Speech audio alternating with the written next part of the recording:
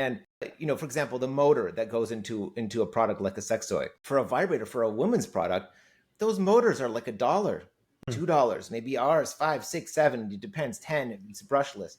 This is a very low cost. The kind of motors that you get made in America are not for things that you only use for a few years. Okay. You could make a motor here, maybe that in a thing, aerospace, medical, pumps for something in the hospital that's going to pump stuff into your blood. That thing needs to work. It needs to be super precise. Look, if our thing, I think our things are high quality, but guess what? If it breaks, I could have gotten higher quality everything in our product, and made it like never break.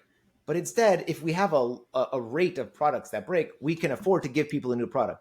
But if you make a motor like that in America, it would be so good that it would be too good for the application, for the price that you'd possibly sell it for. You can't have things in hospitals breaking, but you can have a toy breaking because you can afford to give someone a new toy. So first, that's one of the reasons that you can't make this cheap stuff in America. The second, this stuff that was coming overseas from Shine and from Temu and AliExpress, one of the main issues, I don't know that things were being dumped on Americans in as much as there was a problem with the Postal Treaty. And I don't know, this was in one article somewhere. And, China is, to my understanding, is still classified as a kind of developing nation in some kind of postal treaty that was negotiated in the 60s or whatever, when China was a poor country. It's no longer a poor country, but it still gets this preferential international postal system treatment. So what that means, if I just went, okay, I shipped something to Taiwan, to the development office for our company, a box, 3-pound box this big, it cost me $80. That was the cheapest option for me to ship this. And when I ship stuff, it's like $3.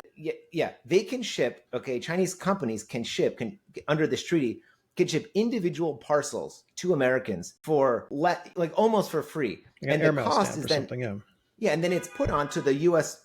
Taxpayer. That's the people who pay the postal service to pay for the delivery of those packages. So that doesn't make any sense. That a country should be able to, I get whatever, maybe there was an idea that developing countries get a special treatment, and that part has finished long ago with China, but it also means something for Americans. It means that the cost of ordering a $2 thing for your kitchen is actually borne by the American taxpayer, because